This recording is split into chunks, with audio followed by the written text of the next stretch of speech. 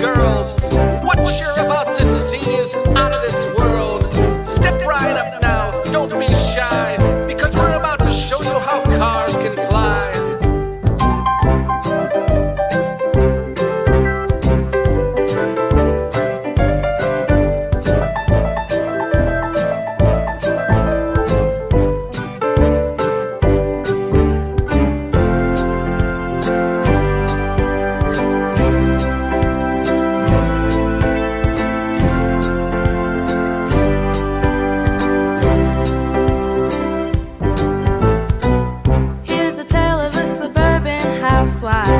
Who dares to fight with the icon of his day, and she finds her own miracle on the way. I said, hey now, life's a joy. You gotta try your best and give your all, and when the facts don't fit the theory, change the facts again. Ooh, I've seen it, though you won't believe it. It's a miracle year in which we're living. Come on outside, it's a beautiful day. It's a beautiful day. 5, 4, 3, 2, 1. Silence. Good morning, good afternoon, good evening, wherever you are in the world. This is David D. Hilster, and you are with Saturday Science Chats.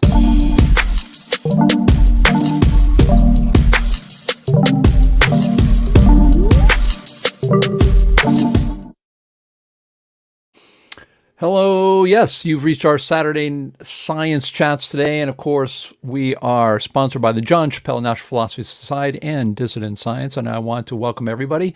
Hey, those channels are growing. It seems like we're starting to get more and more people, and I want to thank everybody for that. But if you don't know about our organization, you can go to naturalphilosophy.org, or you can go to youtube.dissidentscience.com, find out more about us, and I want to thank all the subscribers and all the members of the CNPS, or John Chappell Natural Philosophy Society, for tuning in. And if you're watching this recording, I want to thank you too. And make sure you hit the like button and the subscribe button and hit that little bell right next to it, because then you'll be alerted to our lives, because that's what we've been doing, and we do it every week. We've been doing this since 2008, so it's a lot of fun. And today, of course, we have a great theme, a great thing to talk about. I don't talk about why we even exist, that kind of thing. You get to those existential problems and existential questions. But CNPS 2021, that is our conference, which is going to be fall of 2021 online. What is it? Why? How? And a call for papers. In fact, because I sent this out already, we've already got some papers sent our way on relativity. And guess what? You think it's for or against relativity? You tell me. You know our organization. Come on, we are critical thinkers. And of course, I want to again thank you very much for your patronage, for tuning in, for letting other people know, and even some super chats. Anything that you put in the super chat, any question you put in there, we'll put on air, of course.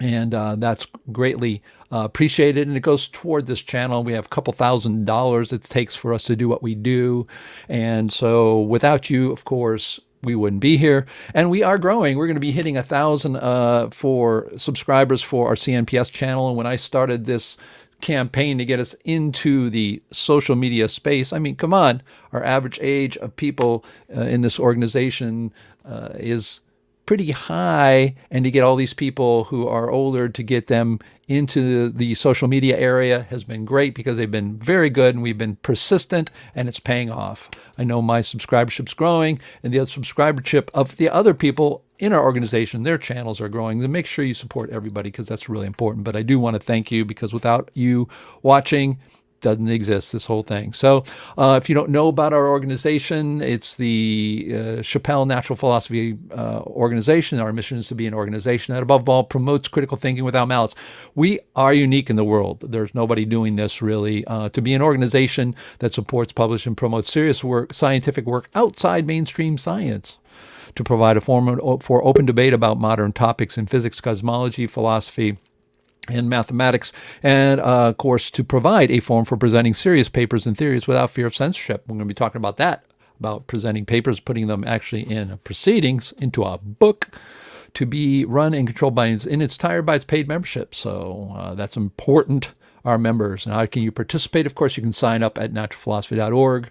Consider becoming a member. We got new members. I want to thank those people. I didn't get their names. I've been really busy this week. I tried to get their names up there, but we had another person become a monthly patron. No, it's not on Patreon. It's on our website, naturalphilosophy.org. Just go there. We have a membership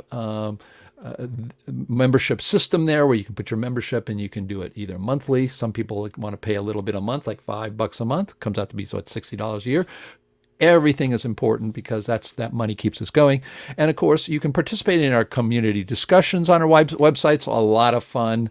You want to participate there. And of course, post news and happenings about us on social media. And if you are a dissident or a critical thinker and you don't have, if you're not on Facebook, if you don't have a YouTube account that is a Google account and can look at YouTube, you got to do that, folks. This is where we're getting our new members, and I want to thank a lot of the people that are watching this. They have come via that mode. So those people have been around in an organization for 20, 30 years. Folks, this is the way it's done today. And of course, we have numerous websites, and of course, our main one's naturalphilosophy.org. Natural philosophy, what's that? Well, that's what the people called physics before they called it physics in the 20th century, and cosmology. So natural philosophy is the trying to find out the rules of nature, the way the nature works, the universe works. Yes, there's only one. We won't get into that today. Online magazine, Science Woke. If you are a person that's totally new, you're not real super scientific, you're not into all the technical jargon, go to the online magazine. We get a lot of views on that, and great articles. You can learn about what's wrong in mainstream science, and you can learn it in a way that's understandable by everybody who loves science. You don't have to be a particle physicist. Oh, you don't want to be a particle physicist. Don't go into that profession. Go run screaming away from that profession. We need to throw that out for a while. Maybe restart it through 1930, as UNZICKER says.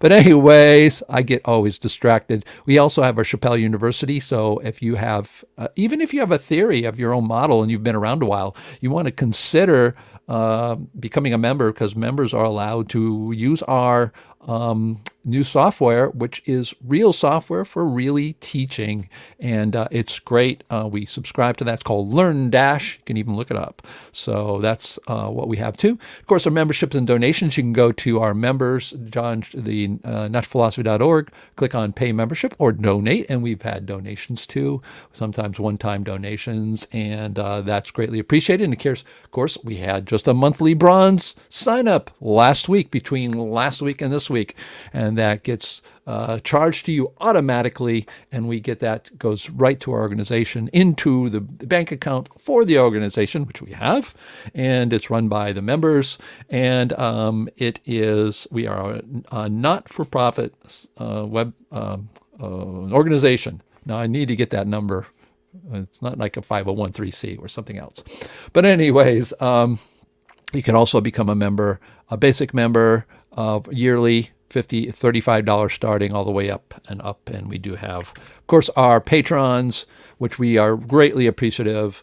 Dr. Cynthia Whitney, very generous to us, our chief scientist from MIT in relativity, brilliant lady. And of course, Nick Percival from Harvard has got his degree in physics. He has been a generous patron.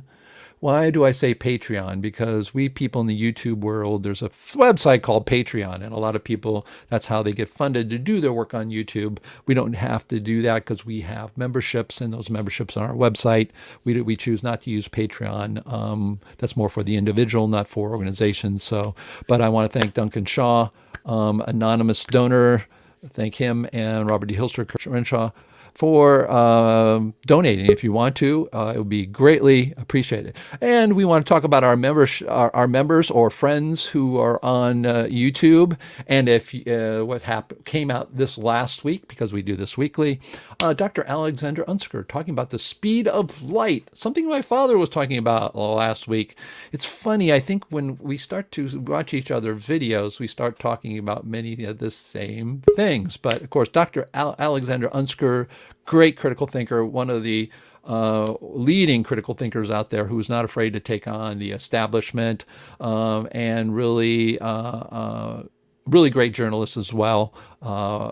An author. He's coming out with a new book soon. If you haven't read Higgs Fake should be a required reading for anybody who likes physics.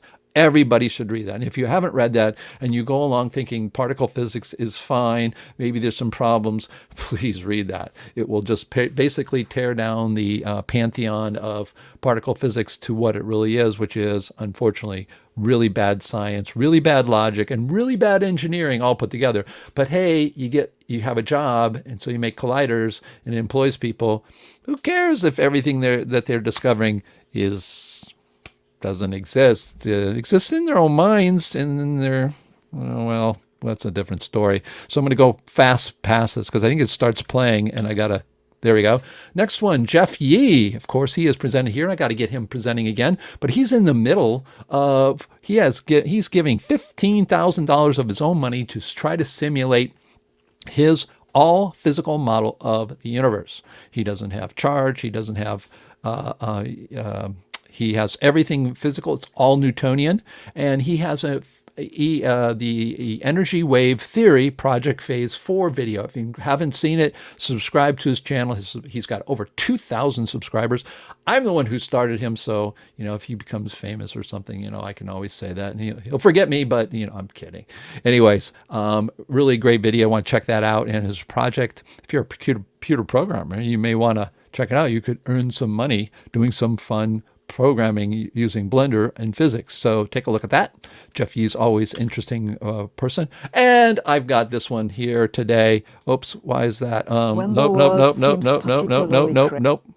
Okay, I'm going to go back, and I'm going to stop. I'm going to stop this. Stop this. And I wanted this to go on top of it, but I can edit this online. So here we go. I'm going to go do this. I'm going to duplicate this slide, come down to here, get rid of this, and then put my answer here. But anyways, let's go back to this. I love live stuff. So present from current slide. There we go. There is her video. Sabine Hossenfelder is talking about the square root of -1. Wow, isn't that interesting? We talked about the square root of -1. Of course, she refers to another thing, article on quantum mechanics, but it's really interesting. We had 2 videos recently in the last month about square root of -1. And look at that. She's probably going to look at me and says, it had nothing to do with you, Dave. But I did say, unfortunately, I have my own opinion about Sabine. She was, if you don't know about her, you can subscribe to her channel, but she's turned into, unfortunately, another... she's trying to make herself into a Neil deGrasse Tyson. But her claim to fame was she got her doctorate at the Large Hadron Collider and then left it and wrote the book Lost in Math. And I thought, wow, a dissident scientist coming our way again. And guess what? Nope, she decides to try to make a living at it, does, all these videos about, I'm going to teach you, I'm a smart person, I'm going to teach all you people who love science, I'm going to try to explain the complicated things to you. And if you watch this video, which I did, it's unfortunately, she just missed, but I have my own opinion. So what did I do? I wrote in the video, not 44 seconds ago, but at the time I said, put this, and this is my opinion. Someday we're going to talk about this. I'm going to do a video on this, or maybe I'll just do a whole thing on her. I don't know. But I said, sorry, Sabine. Great missed opportunity as always. You had a chance to become a critical thinker and critique the immense problems found in mainstream science, but instead you chose to be a science evangelist.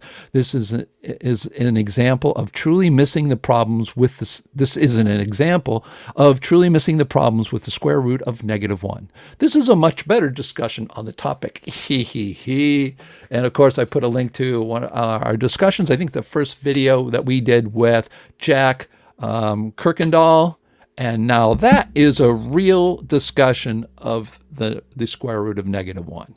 And this goes to show you, and I wanted to sort of emphasize this, why is this channel different? Why is our organization different? Why is Dissident Science, my YouTube channel, different? Why is the Chappelle Natural Philosophy Society different from everybody else? It's because we truly look at the real problems. We're not here to tell you about the square root of one and what people think about it and talk about the history of it without really trying to critique.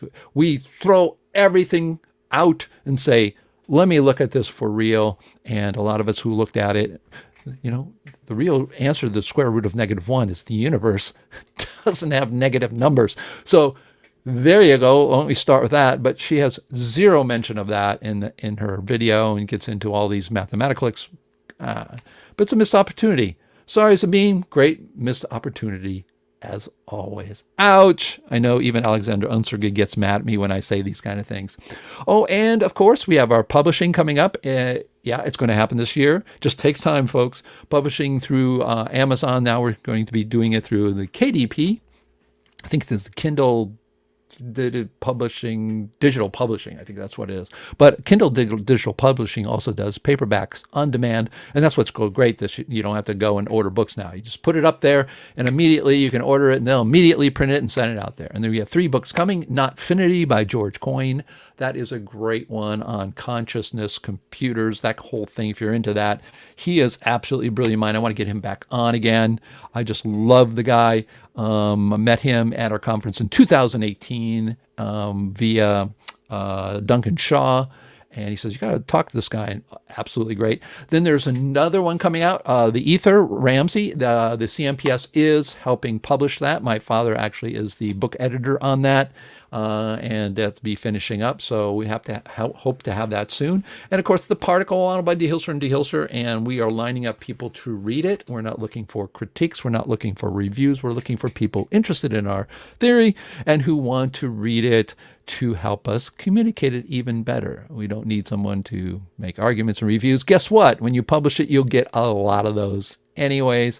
And I'm sure all the etherists will just say, particles don't work. And of course, my father and I think I may have found something that may just squash ether for once and for all on them. But I don't know. That'll be for a paper. If I do think that's true, I'll write it in my paper and you'll see it at the conference. You'll have to come to our conference.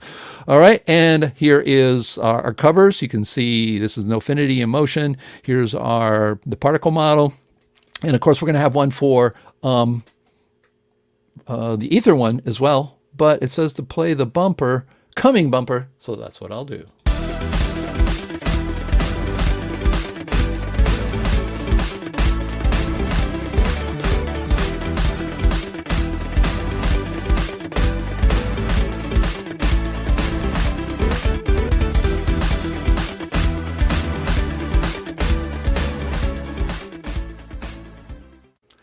You can't see that, but I'm actually pointing right at the camera on that one there, saying, hey, you could be on here. And of course you can, if you have something that you think that you want to present.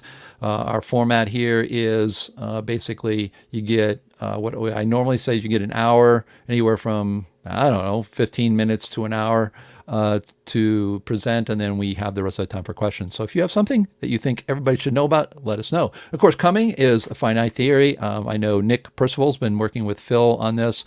He wants to present his finite theory. So Nick said, hey, it looks interesting. We can do that, but we're still working on getting that presentation. Of course, conversations, hopefully we can come on. Maybe we'll talk about the speed of light and things like that with about fundamental physics. It's coming in February 2000. No, we don't have time travel. No, it's just David D. Hilster making the graphics and having to do, like all of us, very busy and keeps doing that. But you get the idea. And of course, Stephen. I see Stephen Bryant in the comment areas and people, but of course, that is something that I'm sort of lost. I was looking in the comments no, Stephen Bryant, I saw him last week lurking around. So I keep sending these guys emails and he'll eventually come on, I'm sure, but he has expressed interest in doing so. So let's see here. And of course, the Sky Scholar, I talked with him a couple weeks ago, and he is, if you haven't again subscribed to him, go subscribe to him. He has a great idea about really what the model says. The sun is not a gaseous plasma, folks. And so, And of course, are you next? If you're interested, you can absolutely join in and participate. So. And of course, keep working on your passion. Dr. Alexander Unzicker, critical thinker and physicist, he says, and author, he says, keep working on whatever you're working. We'll support you. If it's serious work, we'll support you. We don't have to agree with you, but if we don't support each other and you want people to listen to what you're saying, well, everybody's got to listen to everybody else. So that's really, really important. And of course, our topic today is CNPS 2021. What is it? Why? How? Call for papers, etc. I do want to bring this down and just bring my dad up. Hey, Dad, how you doing? He's muted. I can see he's muted there. Unmute yourself. I did. I'm doing great. Thank you very much. And was working on my next YouTube video for Particle Guru. Hopefully get that out tomorrow morning. All right. So if you haven't subscribed to Particle Guru, subscribe. He's one of our YouTubers, our octogenarian YouTubers. That's what we specialize in. But it's great to see you here, and he's going to be my wingman. Are you watching the comments for us? Yeah, but I don't. I've clicked on comments where it says nothing. The private chat. There was 2 comments. From Dennis Allen and Nick Percival. Right. Yeah, but we got it. Yeah. So the people in the chat can be sending us the comments. That would be great. So if you have any comments today, if we just have people watching, that's totally cool. But if you're going to have any questions, and also we're going to be asking people for comments. So my dad's going to be watching the comment area, and when you guys are commenting, please also we have a something for you, and that is if you do. If you are in the chat, the public chat at least. Unfortunately, the private chat, folks, can't get it to air. I can't put it on the screen. But if you are in the public chat, you can if you put a question or comment in the beginning of your comment in the chat, we know that you want it to go to air and you want us to take a look at it. So do that. But my father will be my assistant here in the studio, and we'll be watching your comments, and we'll see. Once we get going, I'm sure we're going to have some comments. I'm going to ask people questions, get their opinions. So if you're in the green room, I'm hoping we can get some feedback. That's what we want to do today. So thanks a lot, Dad. We'll see you in a bit. I'll be here. All right. He will be here. So if you have your comments, please put those in there. I know this is a different kind of day. It's not a topic that's really sexy or anything, but it's really important because we are an organization, and one of the things we have been doing since the beginning is our conferences. We've had conferences since 1992 as an organization, the MPA and now the CNPS. And let me put those slides back up there because I do have slides on this. So we're going to talk about this, and we're going to try to get everybody's opinion about this. And I'm going to put up some ideas, and we're just going to go from there and see what people think. So, oops, play today's bumper. Oh, yeah, it is. Play today's bumper, Dave. There you go. Man, I tell you, I need, again, people to do this for me. Here we go. Let's play the bumper for March today. That's what it is.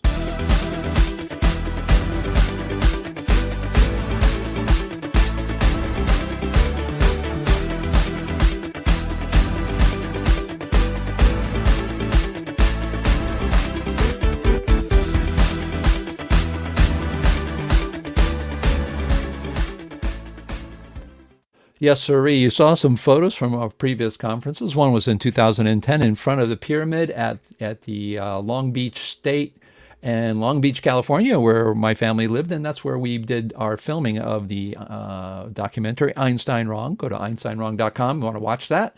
And also another one was from the conference in Connecticut, at Storrs, Connecticut, at the University of Connecticut in the mathematics building. It was hosted by Dr. Domina Spencer, who got her mathematics PhD from MIT. And we had a lot of our conferences there. A lot of great memories, amazing people, amazing minds, amazing critical thinkers throughout the years.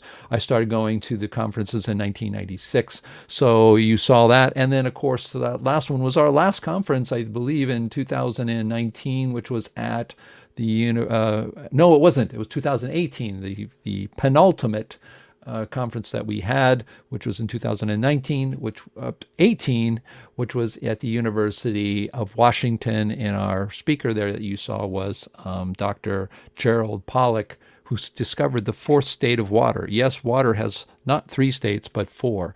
So let's first talk about, we're accepting starting March 1st, 2021. Oh boy, I'm 20 years behind. Our proceedings, again, our books, I'll show you those. You can actually purchase them. Our CNPS proceedings are all online on Amazon. I'll show you those today. And we're accepting. We use the Overleaf online system, which used to be something else. I can't remember the name anymore.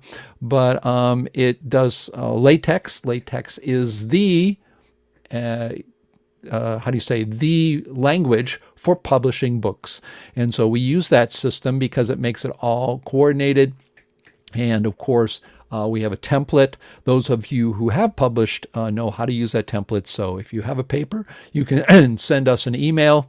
And we're going to have a page up for this today, but you can just send it to contact@naturalphilosophy.org or david@naturalphilosophy.org or admin or info@naturalphilosophy.org. We'll get it and say, I've got a paper I'm interested in having published. And you can either put it on yourself. It's not that hard to do, really, once you get the hang of it. We'll put you get a login for Overleaf. If you're going to publish and don't have a login for Overleaf, you need that, because we will check it. Once it's done, it gets made into a PDF. But the software that I put together, the programming I put together, puts it all together into one book, which makes it a lot easier for us. So we have a book boss on that. That's my father. You met him earlier here, and he will, of course, have everybody's back, and will help get that set up for you. So once he does that, that's what's you can do. And if you need help with that, that is, you have a paper and you've got it in Word, you got somewhere else, we do have a charge per page. He will do that for you. And of course, let's see, can I do the pointer there? There we go. My laser pointer. All right. So we do have that available for you. So you don't have to know the Overleaf system. But again, it's pretty easy to use. And then the proceedings deadline, I think for this year, we're going to have to make it ahead of time. And the reason is because normally what we do is we have we have 2 weeks before the conference. And how can we have a deadline of 2 weeks before the conference for your final paper? Well, because at that point, we can put it all together literally in a day, because it's all there.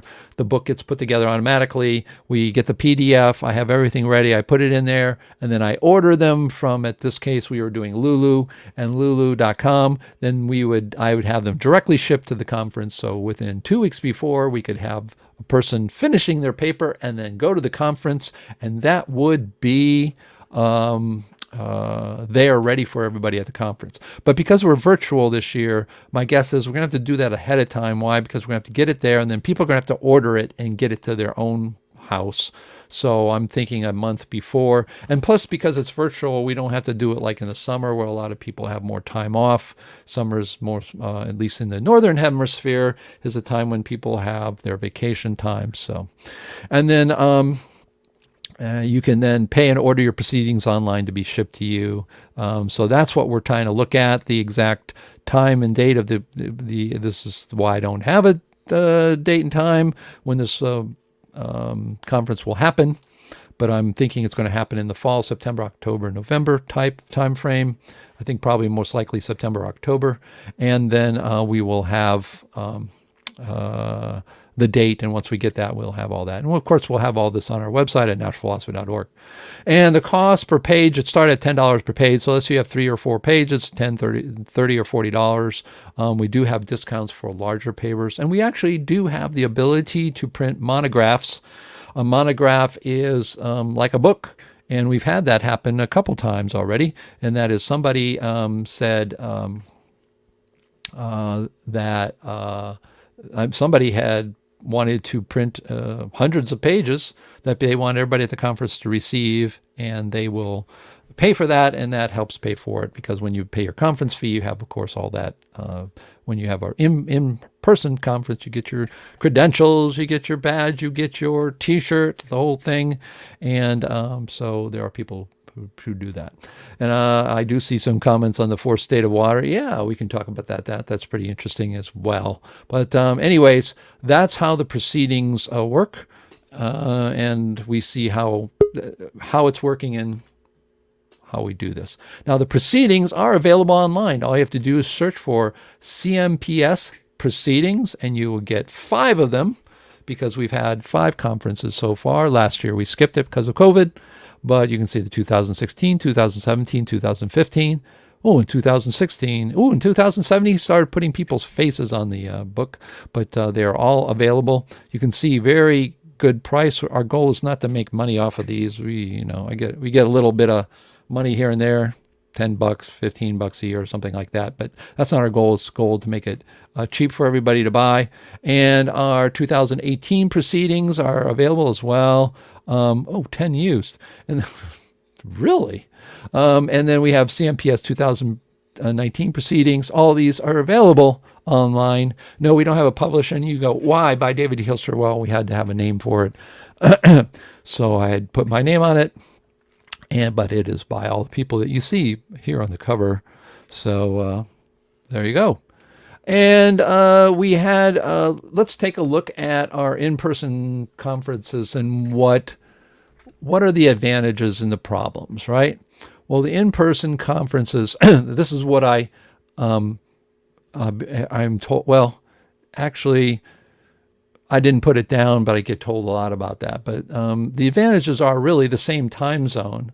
When you're doing it online, it's a whole different problem. But when you're all together, everybody's together, and 100% dedication to the conference. You're not at home. You don't have people, bugging you. When you work from home, there's all kinds of disadvantages. And when you go away and you're with people 100% dedicated to this area. It is great. If you have never been into an in-person conference for the CNPS or the MPA, I've never heard a person say it wasn't worth it. Even if you're not giving a paper, because you can sit down and talk about it, and that's all you talk about day and night. And people who are in this area who are dissident scientists, critical thinkers, people working on their own theories, on their own ideas, talking about what gravity really is, what light is, what is magnetism, all these things. It is just wonderful because you are there. No one's there to interrupt you. It is absolutely a wonderful thing. And of course, you're in the same time zone, so starts at 9 in the morning, goes through 6. You have your lunch breaks. Then we also have banquets, and we have awards, ceremony, all that kind of stuff. It's really great. The problem is, and especially today in the last 5 years, because of, yes, as we know, income inequality, unless you're a billionaire, which we don't have any members because we'd probably be doing way better, it's been getting tougher for everybody. It is expensive for most people to have an in-person conference. So you have to fly somewhere. It's expensive for us. We have to charge people because we have to rent a place. Rentals have been going up because there are less people. I even checked out here in Boca Raton, Florida. You're thinking, what's in Boca Raton? Well, Florida Atlantic University, founded in the early 1960s, is here, and they have 35,000 students. That's nothing to sneeze at. And they do have it here. I was even thinking, well, we could have it here locally for the few people who want to do it, but it is expensive, folks. It's expensive to get their rooms. I was looking at it, and I was like pretty blown away. I mean, you're looking at thousands of dollars just to get a room. And if you have fewer people coming to your in-person, because we do it online at the same time, then, it becomes expensive for the people who come here. Usually we have donors to help out with that. And of course, we make money from our proceedings. So anyways, virtual, what are the advantages? Of course, if you do it virtual, anyone can participate. There's no traveling, and it's way cheaper. We would charge for it. We would not. I don't know really on what we were doing before was it in person. What we would do is we'd make it open for everybody, and we'd have an honor system for those people to pay who wanted to watch. Now, I don't know what we really would do in this case. We have the ability to do it. So we can do our YouTube channel live, and we can have a private link. And if you don't have it, you're not going to get it. And we would be sending that out with the email. So each time we would go live with our system, in this case, we would use this. We would not let people know about it. And the only way you could get in would be to have that link. So that's one of the things about being 100% virtual. We're not going to be open up to letting the audience see it until the conference is after the conference. So, there are some, there's always like value added. What do I get for paying to be at the conference and so I can wait? Well, one of it is you get to discuss. And that's one of the things I keep thinking in my head. So as I'm thinking of ideas, I am going to, we're going to open this up, of course, but I'm thinking of what to do.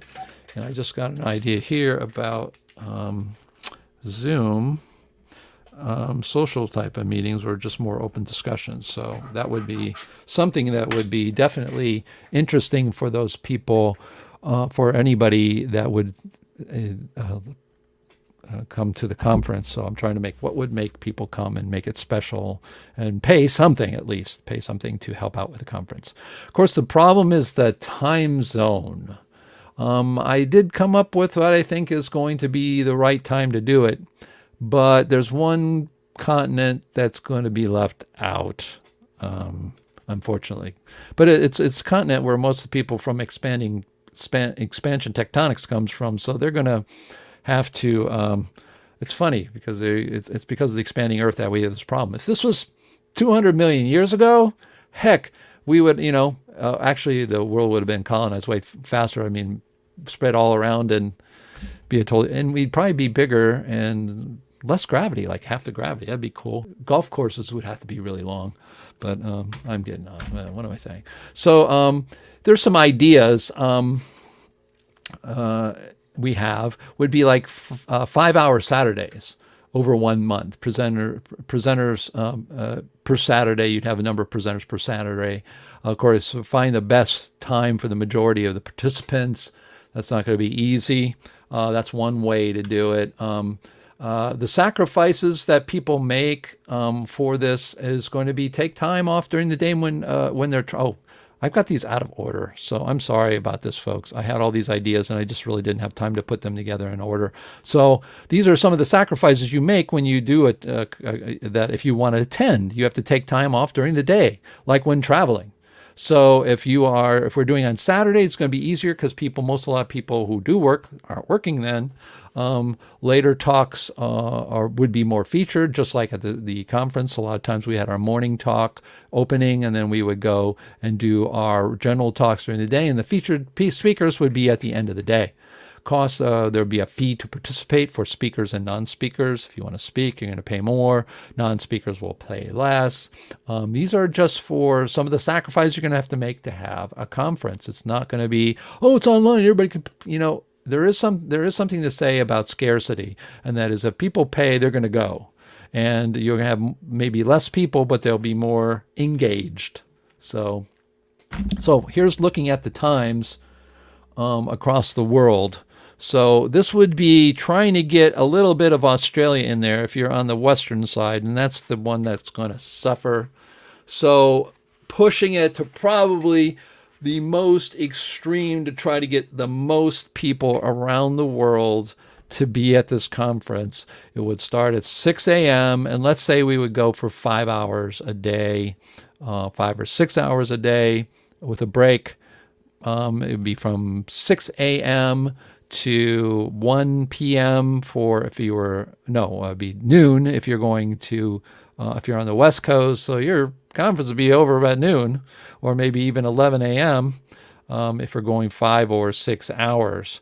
If you're in New York on the East Coast, it'd go from 9 a.m. to 2 p.m. or 3 p.m. If you're in London, or if you're in the UK, it would go from 2 p.m. to 7 or 8 p.m.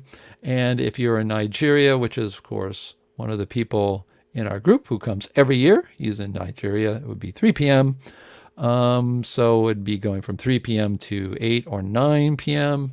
And then Perth, Australia, oh boy, that's the best we can do. And that, of course, is the best because if you go to Sydney, I think it's 3 hours difference. It's 1 a.m. there. So you pretty much have to flip-flop your days to have that. So unfortunately, Australia is going to be not, it's going to be suffering a little bit. I did pushed it further and said, okay, if we throw away Australia and say, sorry, Aussies, down under, we're not going to be able to accommodate you, or if you want to be part of it, you're going to just have to flip your day. So we'd make it a little bit more reasonable, be 8 a.m. on the West Coast. The latest would be 5 p.m. And yeah, you go to midnight or 1 a.m. But of course, so let's see, can no longer get into, see, I want to just check on this. It says, oh yeah, there it is. Oh, my dad's putting up the stuff. David, I can no longer get in the green room. It's now a live discussion. How sure? Yes, you should be able to, because we have 1, 2, 3, 4, 5, 6, 7. We do have 2 places. So if you're trying to get in the green room, the way you do that is you go to this live.naturalphilosophy.org. We do have space. We have up to 10 people, and we have 7 spots right now taken. So we do have 3 more there. So sorry about that. Dad, you can always, I think you can talk. Hey, say hello, Dad. Oh, I can't hear you because I have to put you up there. Okay, but I need to pay attention to that. Sorry about that.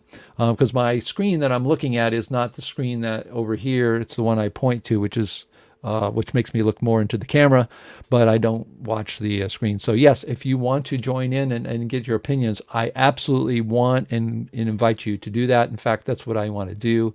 So let me put that up there. So we have talk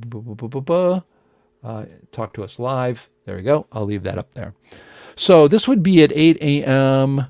And of course, then the worst case would be Nigeria, which would be 5 p.m. till midnight, which isn't still that bad. 5 p.m. to actually, 6? Yeah, it'd be 11 p.m.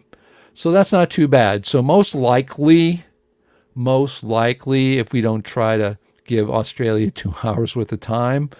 But again, if I have lots of people in Australia wanting to, I don't think it's going to happen, but if it does, that's what we do. But this would be most likely the scenario of having it. But it's not the only way. I mean, we could do 3 hours a night. What is the theme of this? What is the theme of we always have a theme. We had one of Science Woke when we had our launching of that website. We've had, I didn't wear a t-shirt today. We had our university launch in 2018, even though we're still not open yet. We had that idea and launched that at one of the conferences.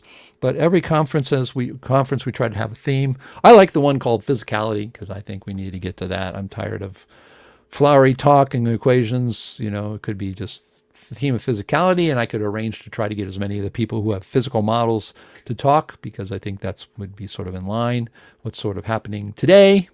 That would be something good.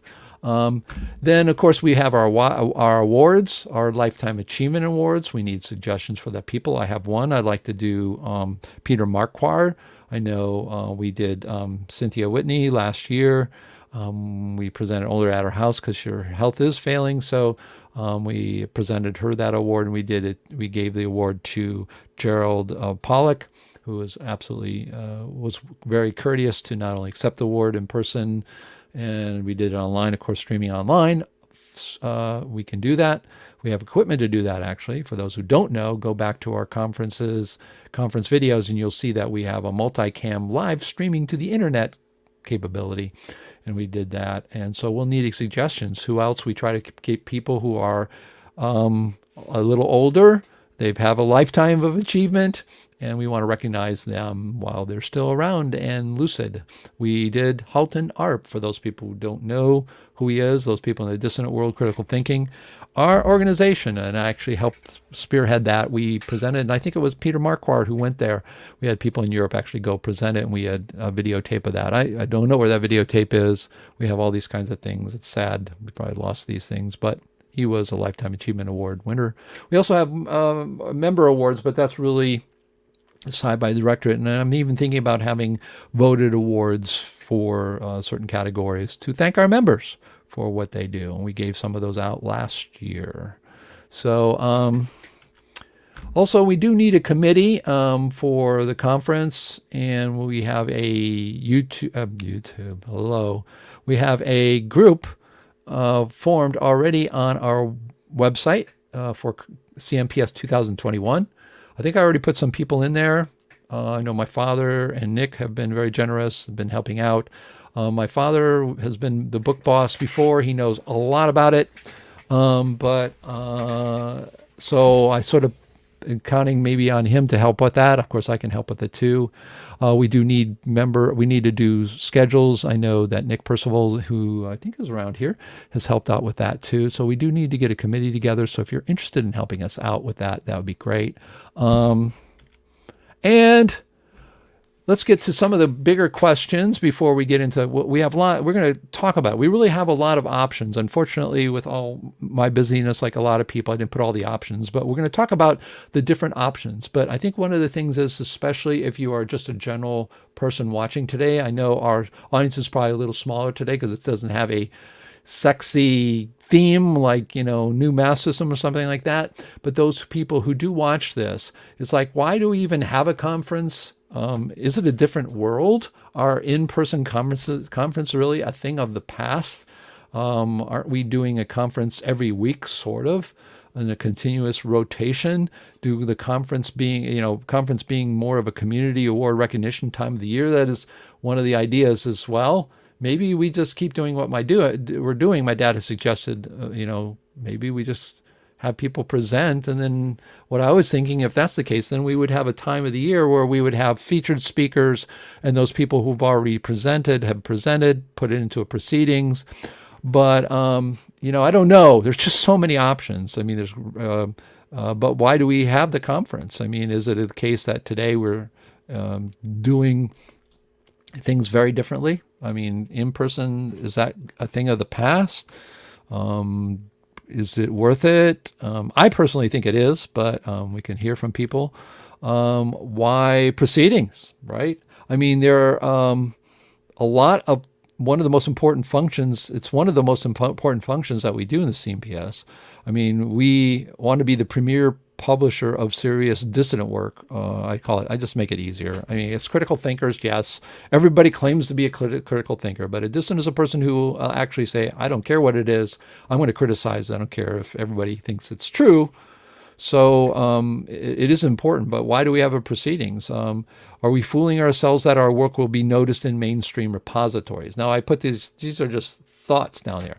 Let me tell you this. One of the things people say is, I put my paper, I know there's a lot of places out there. I don't want to put it in the CNPS. We don't have an exclusive publishing. If you put it in our proceedings, we don't say only can be in our proceedings. It's not our goal to be exclusive. Our goal is to give a place where you can find in one book people who are challenging mainstream in a serious way.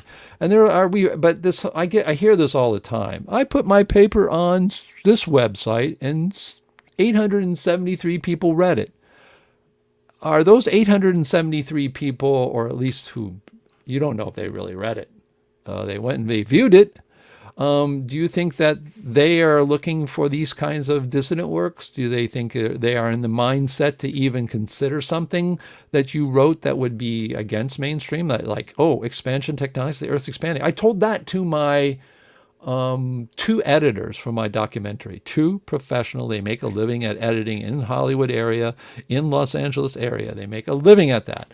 And I told them about the expanding Earth. They thought I was nuts. And so it's the case that are we fooling ourselves when we put those things out there, thinking that people will read them? Or is it better to put it into a place like what we have, a proceedings like we have, where we have an audience who really will read it? If you're an etherist and there's somebody else who's an etherist, and you write a paper and they write a paper, you're going to probably read their paper. Now, is that going to be more important to you in the long run than somebody who accidentally stumbled upon it and you get just by sheer numbers of people walking by? It'd be like putting your thesis on a street corner in New York. Yeah, a lot of people walk by. 800 people will stop and look at the title, but will you get any real feedback from it? So, I truly still think it's worth having our proceedings in our place, because as we get more and more people, we have we have, like I say here in the second bullet point here, communities dedicated to critical thinking, folks. You have more truly interested people, and we grow our community this way, and it's growing. It is growing. All the things, all the crazy ideas that I had people trying to do and all that. Let's see. Do proceedings require a copyright? Oh, good. Thank you. Good question. And I do see that flash up there.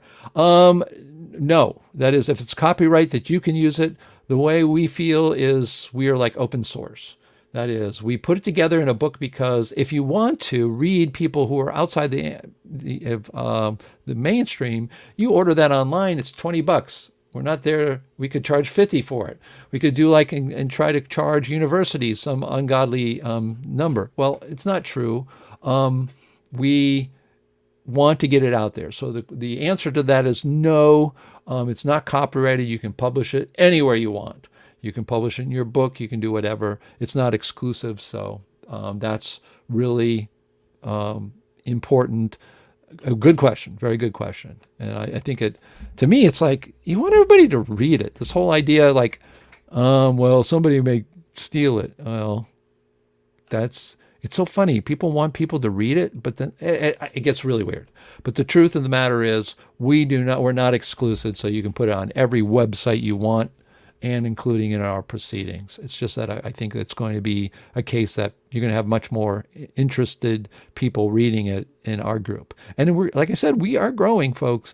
I can see right now from the growth that we have that if we can continue to do this, if we continue to do our Saturday mornings, really well organized, really interesting speakers, get a better MC than myself, get somebody else who's really that person out there who can talk and all that. I do know a lot about it. I think that helps, and I am an open mind about it. I don't push any one way or another. I do police you, but at least for now, that's me. And I think it's growing because I think having the right attitude is really important. And the CNPS is unique in the world. You can say what you want. There's no channel out there like this. There is no channel like my Dissident Science channel. There's no organization like the Chappelle Natural Philosophy Society.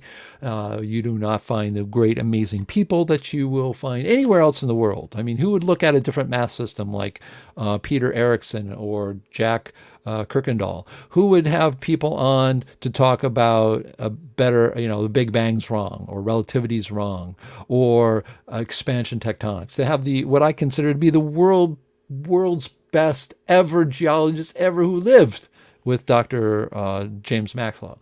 Where do you find that? Only here. So that's really important. It says, can we have a document objective identifier assigned to papers? Well, Jim Marison, tell me what that is. I'm not sure. And I'm a computer person who deals with text all the time. That's what my job is. Sorry, a document object identifier assigned to the paper. Somebody let me know what that is. That would be cool. Good question, I think. All right. So why have our proceedings? That's a question. And I think that's it for now. So I think what I'd like to do is open it up. Now, I'm going to see if I can, I'm going to go over here and I'm going to get a new slide and I'm going to put down, notes. And then while we discuss things, and I have people discuss things, we're going to put possible scenarios, what am I doing? I should just show you my typing, a dummy. Possible scenarios. Okay, that's what we'll do here.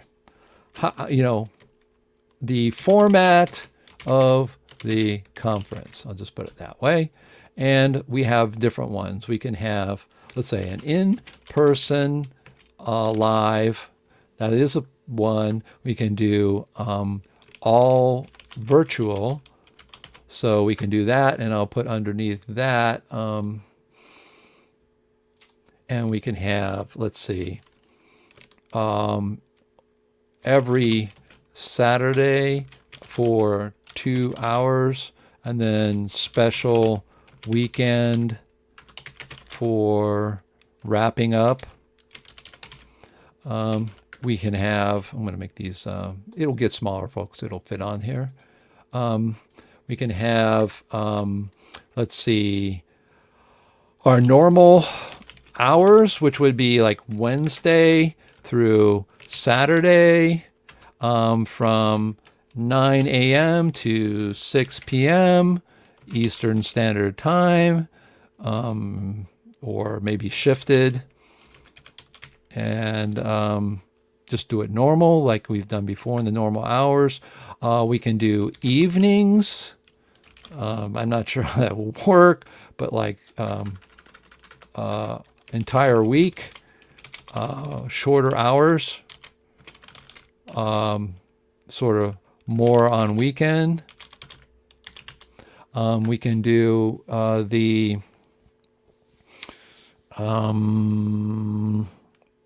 we could do 1 month of Saturdays for 5 to 6 hours. We could do maybe two entire weekends. I mean, it's sort of up, I don't know. So these are just some of the ideas, but I have people in the green room, and people, if you have questions, again, just put question or comment in the comment area. Those people watching, I do see a bunch of people watching, but if you want to come on air and talk about your ideas or some of these ideas, or just even, brainstorm about it, come on and talk. I just wave in that room and we can bring you up. What I will do right now is, I'll just put people on the spot. So, Dad, hello. You can unmute yourself. There you are. You are unmuted. So Yes. you've participated. How about we do this? This is maybe a good way to do this. Since you've been in the last conferences, you've been there at all the last 5 CNPS conferences and MPA conferences. Tell us, what are the good things? I mean, there are really good things about the in-person conferences. Maybe you can just, as they say in YouTube talk, riff on that idea a while. Can you riff on that, Dad? Well, yeah, I think the interactive part is good. When if you give a talk and it's pre-programmed, and I know that works best for some people, but when that happens, you give a talk and people will think of a question, but they can't do anything. I really like it when it's in person and you allow interaction during the talk. It's freewheeling. Don't stifle the discussion. And on the virtual, you don't. That's stifled a little bit. And but to make my vote for this year, and I'm speaking for maybe health reasons more than anything, I think we should probably not have in person this year, but I clearly would prefer it if it weren't for coronavirus and people who just don't want to go there just because of the health problems.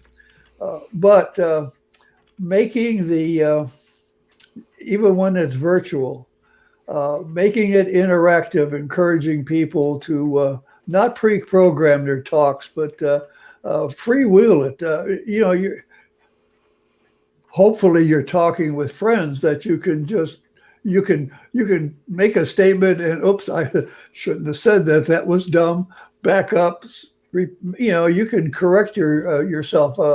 All my videos that I make for Particle Guru they're freewheeling. I don't script them at all. And if I make a mistake, I'll stop and fix it if I know it at the time. So I like the interaction and the openness of the discussion, and then you'll find it going on with people just like it goes on in the chat room. Here in the chat room, we've had something going on regarding magnetism between Matthew and Espacio. They've been talking about that the whole time. I haven't flagged it because it wasn't pertinent to what you were saying at the time. But Sure, I do. but anyway, that's what I like about the in-person, and then you can find some friends who at least partially agree with you and go out and have lunch together. Yeah, that part of it is so nice. The socializing, the talking face to face. You hear, being able to go up and ask a question. I mean, it's the interactive is nice, but there is still something about human beings being face to face. The social time where you're at night, everybody's relaxed. We usually have get together every night, and I think we can do some of those things. And I was just thinking, and I made a note here while I was blabbering away through my disorganized slides here. I really thought that one of the things we can do would be Zoom instead of using this platform. This platform's good for presenting, right? It's good for more of a formal, like I'm presenting my paper, or maybe even just talking about my paper, like you're saying. But it's a little bit better, a little bit more formal. We can throw things up on the screen, etc. But for things like in the evening, we could have like Zoom get-togethers where people talk about stuff. And have enough Zoom meetings where people could get together and say, hey, I want to get together with these people, and have that ability. One of the good things about our website is that we have, as part of the software package that I chose for Buddy Boss, they have a plugin which allows you to set up Zoom meetings. And so during this time of conference, whatever that would be, then we could do have people setting up Zoom meetings. So if you and I wanted to get together with the people who liked our model and want to talk about that, that would be allow for more of just a social setting. So the Zoom meetings would be sort of like the social interactions you have that you see that happens in chats, or you see, and we could have them even rooms so people could go in and out of them. You could have one just for greeting and meeting people, say, hey, who are you? What's your background? Tell me about yourself. Could have one with certain topics, that people could have. And that would be sort of to augment the part of the times where you have, I'm going to bring that down here. There we go. My dad's got a great clock. It's a wonderful clock. It beeps when it bounces there. But we could have those kinds of Zoom meetings. Now, Franklin said I would favor a week-long conference which concentrates on allowing presentations centered on the proceedings. Okay. Let me see what else he says. Talks would be scheduled at the convenience of the speaker so people would know ahead of time. At the live times to be done in StreamYard, like on Saturday chats. And he does like, the Zooming would be more flexible for allowing participants. So I think maybe what we could do is have maybe only featured speakers could be the idea. The featured speakers would have more like the StreamYard, because we would give them time, like let's say Peter Marquardt, who would like to give a Lifetime Achievement Award to, would have his talk. We usually have a talk on that. And then we could have him and do that on StreamYard and have all these scheduled. And then the Zoom meeting really available to people who are conference goers. And we do have Zoom. I have a Zoom, but I could probably even open up a Zoom account, because I think it's pay as you go, and have it so that all the conference goers could, have their own Zoom meetings and have those. And again, our website is very good because you can literally do events in for a group, like under the conference group, you can literally attach a Zoom meeting and have it there, and then have people even put together. So like I could schedule, like I said, a Zoom meeting with myself, my dad, and a person that would be interested in talking about our book, for instance, because our book came out, and we would talk about, hey, this is stupid, this is good. I did see my dad put up there a comment on DOIs are in wide use mainly to identify professional information such as journal articles, research reports. It's searchable. Okay. I'm pretty sure we can accommodate that. Come on, my job is text and that kind of thing. So, anyways, let's see what else here. So we have other people. Maybe I'd like to bring up Nick Percival. He's participated in have him talk because I know he is never without an opinion. But let's bring you up, Nick. How are you doing, Nick? Oops, you're muted, or I'm not hearing you.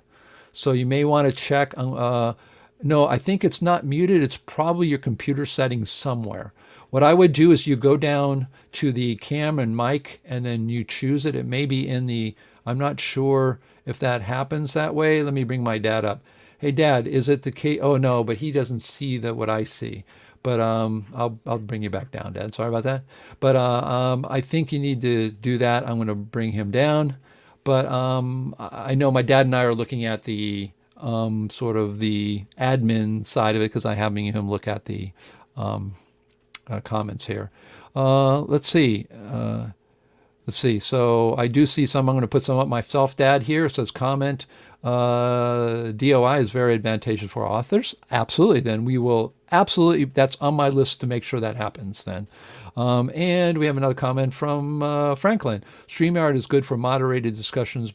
I would favor for Zoom for general conference use. Yep, I think that's a possibility.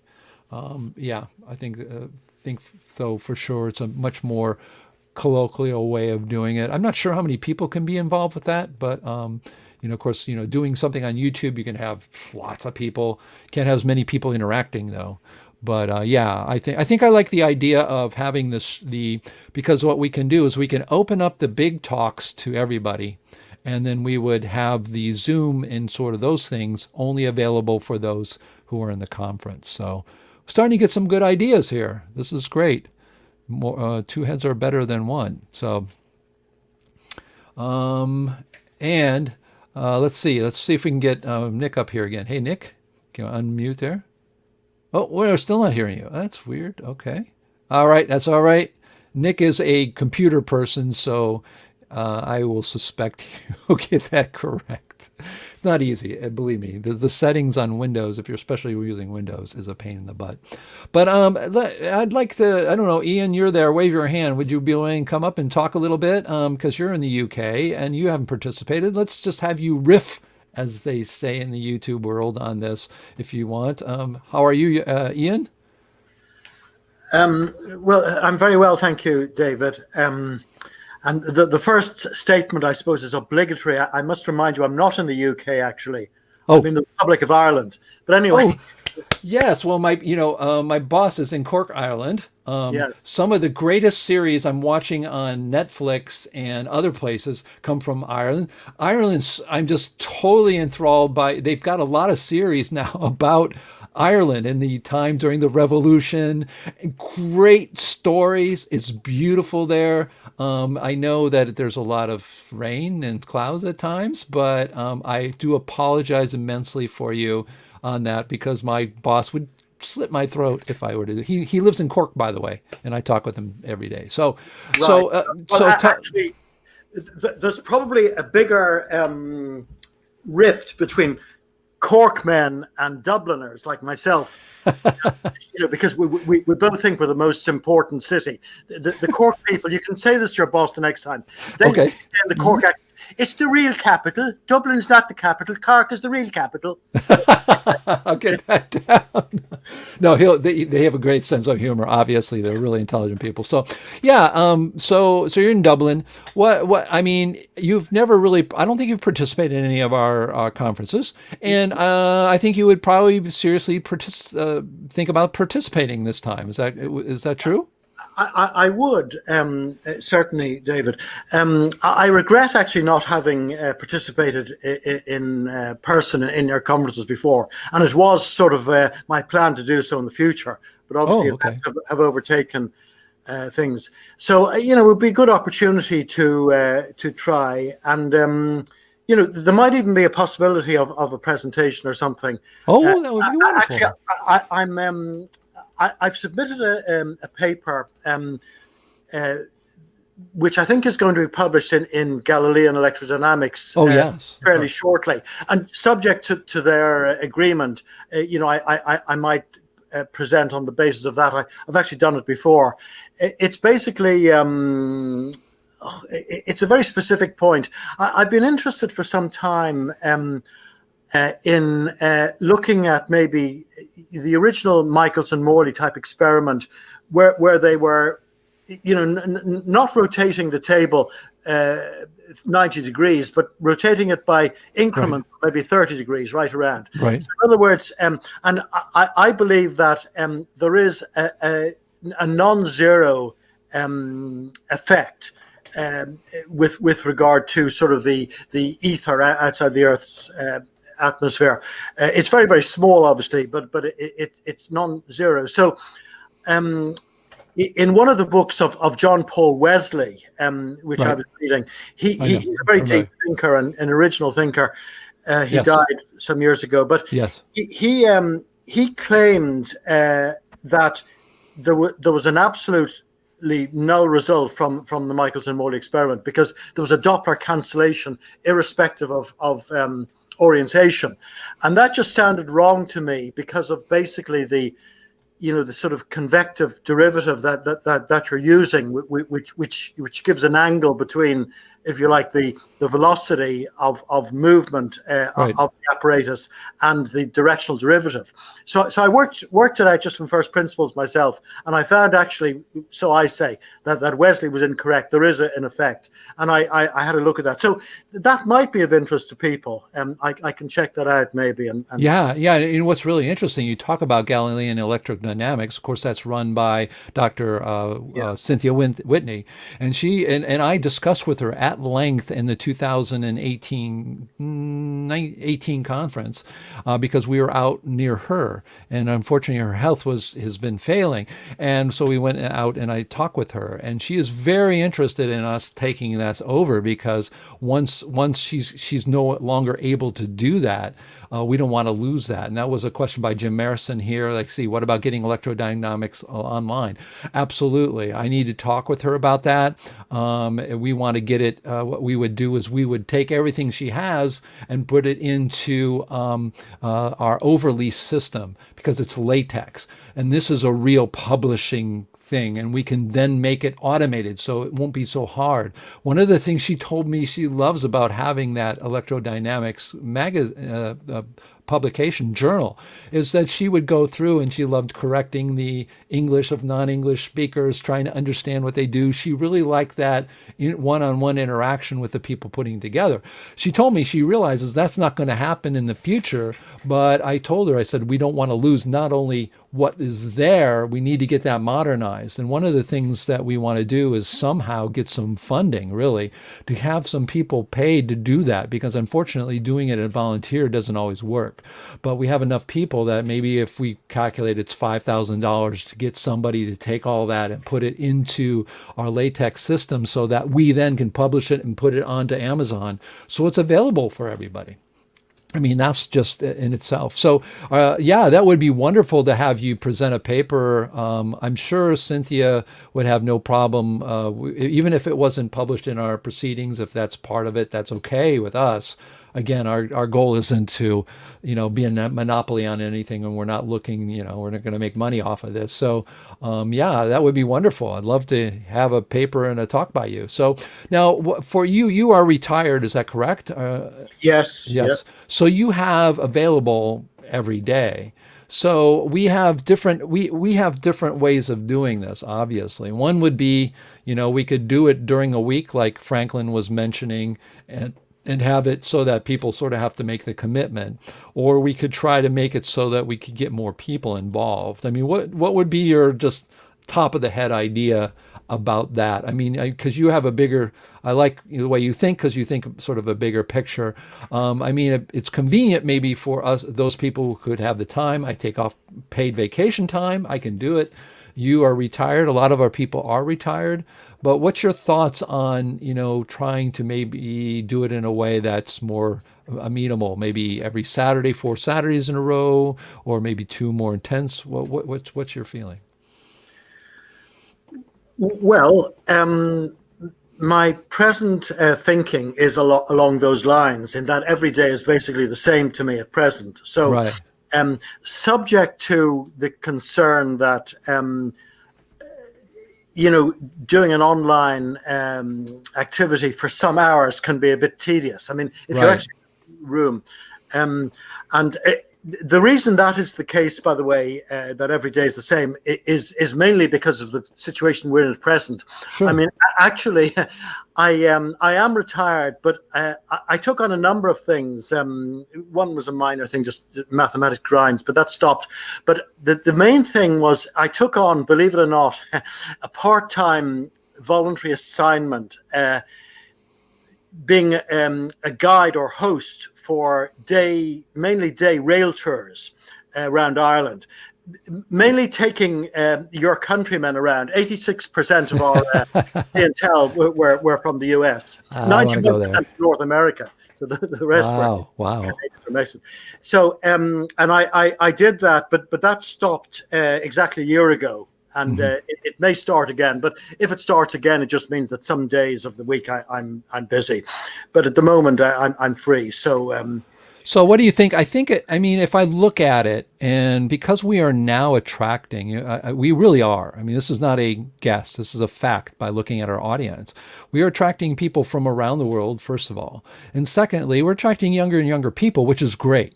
Right? We're attracting people who aren't retired, who probably have jobs.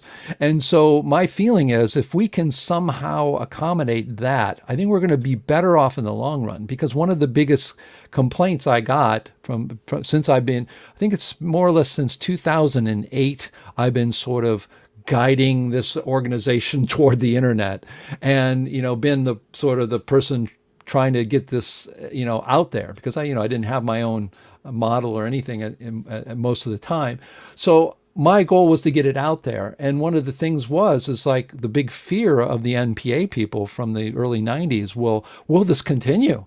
Are we getting young people into it? Is it only older people who have time to, and they're not going to be ostracized by their, let's take Dr. Ed Dowdy from NASA, who died recently, just a wonderful person, and, was at our conferences. He literally said, I retired early so I could do what I wanted, because I was really having the impediment of being a dissident scientist while I was at NASA, and that could have been not very good for him. So I think maybe if we can try to accommodate those two things, I think we may be better off in the long run with today's world, because we want to have, there seem to be young people out there in their 20s, 30s, 40s. Boy, look at it, we're saying 40s young now. that are interested. I mean, does that seem to make more sense, maybe, instead of trying to do it during a week and not have, maybe miss out on a big part of that audience? Or yes, because as you were talking, I was thinking that the main thing might not be to get the views of people like me, who are not, because as you said earlier, we've been somewhat successful in maybe attracting people to these Saturday chats. And of course, the social media you have and so on. So I'm just wondering if it would be worth considering maybe doing a survey or something of people to see what they would prefer. Highways and byways, not talking to ourselves, in other words. At the moment, certainly, and for the foreseeable future, you're talking about the next few months or the autumn or something, fall. Every day would be the same with me, but there is a bit of a question mark for the future. But even if it were something that I would find not too suitable, I'd work around that. So I think the main thing is not to get people like me who are already interested excited about it, but to get as people in a younger profile. No, sure. I mean, one of the things you can say is that we already have you as an audience, right? I mean, we already have you. Yeah. And I'm not saying that, that in a conceited way. It's just that our goal is not to make you interested in the things we talk about. You're interested already. And a lot of the people who are here are. But for us to grow, we need to make sure that, hey, this is an opportunity. We don't want to look at it as just a sort of incestual thing where we talk about it. And unfortunately, that's one of the things I have fight all the time with email chains, right? And one of the things is I'll find myself on every email chain in dissident science because they want me to know. Because maybe what they're going to talk about, I'm going to want to have them on, or I'll help promote them or whatever. So I'm on there, and I keep looking at those because if we could move those online to our website, which I have one that works just so well, it would be much better because it's going to attract people. The interesting conversations that we have amongst ourselves. The way you grow is to make those public, because that's going to make people going to look at it. I mean, there's a marketing tool that's really interesting, Ian. If you ever, I want everybody in the audience, you guys, everybody on social media, when I'm on Facebook, and I'm Facebook a lot, I get a lot of people in our direction, especially from Einstein, Albert Einstein page. I've gotten lots of people in our direction from that. Well, one of the things is you'll see games advertised, and in these games, you'll have the games, you see them played, right? So you're going along in Facebook and you see this game, and then you see what the logical thing, and I like games, so I watch the game, and you see the person making errors left and right. You're watching them and they're running in this direction, and everybody who watches this video says they should run in this direction, and they don't. Well, one of the reasons that works so well is because they are given a marketing idea that, hey, I want to make it better. I can do better than that stupid person playing it. And that's a marketing thing. Now, if we put our discussions more public all the time, and we get them out more all the time, people are going to say, no, Ian, you have that all wrong. I agree that there's that wanting to put in their 2 cents worth. And I think that kind of psychological thing and getting that out there, people are going to either just turn it off, or they're going to say, no, that's really interesting, but no, you got it wrong. I've got my opinion. And then they want to join in. And I think, I think you're sort of on the same wavelength. I think we need to, in a conference, accommodate this. So, okay. Any other comments, Ian, or? Well, just the last point might be, as you were talking, I thought of something else, sure. David, and it's related to talking to ourselves. I mean, if you go to a conventional conference, you daren't open your mouth, really, at the risk of maybe being thrown out or something worse. Right. If you express some of the views we're expressing. On the other hand, maybe we have a captive audience. We have people who are not sufficiently questioning what we're saying. We're all agreeing a bit. Sure. So a bit of controversy is good. And also, I suppose the answer is negative to this, but I'm just wondering if part of the conference couldn't be to try to get some people in the sort of mainstream or that would tend towards the mainstream view in to debate the points and argue with us. It's hard. It's possible. If you watch my film EinsteinWrong.com, I had my mother, I literally put my camera on a tripod for 3 months, put it in the office where my dad is. There was a couple offices, a bedroom actually, and there was a computer there, and I had told her to turn on the camera and then sit and make phone calls. And I had a list of 50 physics departments around the country. And so you would hear one thing and, you'd hear her calling. And then 3 months later, she came to me, she handed me the list. She said, go get the camera. She says, I don't want to do this anymore. If you ask me to do one more, I'm out of the film. I can't take this anymore. And I said, what's going on? He says, I can't take the rejection. I can't take the yelling. I can't take people they're just so rude. And so, and I thought to myself, okay, worst I was going to get out of this shot for the movie was, worst case is just a bunch of rejections, sort of like the Michael Moore, rejection. And I even had a scene of her outside the Stanford Linear Accelerator, which we were also rejected, doing a scene there, sort of like the Michael Moore trying to get to these people. So I did that. Well, it turns out that while I was years later, I'm going through the footage, right? I'm thinking, okay, what can I pick out to be those moments where someone says, or whatever it was, my mom getting mad, hanging up. I'm going through it, and my mom says, well, would you be willing to talk online? This is Einstein Wrong, and you are for Einstein's, yes? Are you willing to talk? The guy says, yes. I literally fell out of my chair. She got an interview. She was so upset about the other one. She had forgotten I had the entire interview than available from my film, where you have a person talking about Einstein. So they're out there. And in fact, if you look at a YouTube video that we have on our channel, if you look up John Chappelle, there is one where he set up in 1992, I think it was. There's a video of him at some place in California with a mainstream scientist making a presentation, and he made a counter presentation for special relativity. So yeah, it's possible. I'm not sure. I guess the thing I would say is I'm not sure what it does in the end, because if you think about it, what is it's interesting, but what are you going to do? You're normally going to have all the people who are dissidents going to stay on their side, and all the people who aren't to stay on that side, and then go away more divided than ever, I think. But what would you see an outcome of having the mainstream debating about that? Would there be? Do you think there would be something good come out of that, other than just bifurcating the population even more and just coming out with, I'm more Republican than and now I'm more Democrat, or I'm more progressive, or whatever? What do you think? I mean, if it's good, but what's the outcome? I do have let me just take a look at this. It says, I would vote for detailed visual explanation, maybe a whiteboard explaining the part. Oh, wait, this is something else. Okay, go ahead. What do you think? Something like that. I mean, I think it'd be interesting, but tell me what you think. Maybe, what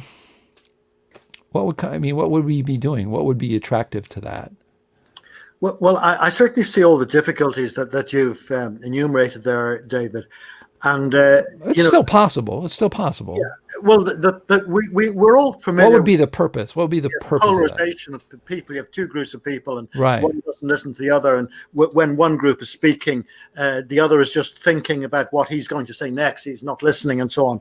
But I suppose some of the things that were running through my mind were proceedings. You're producing the proceedings, which are promulgated, and that might be a way of making the case to the public.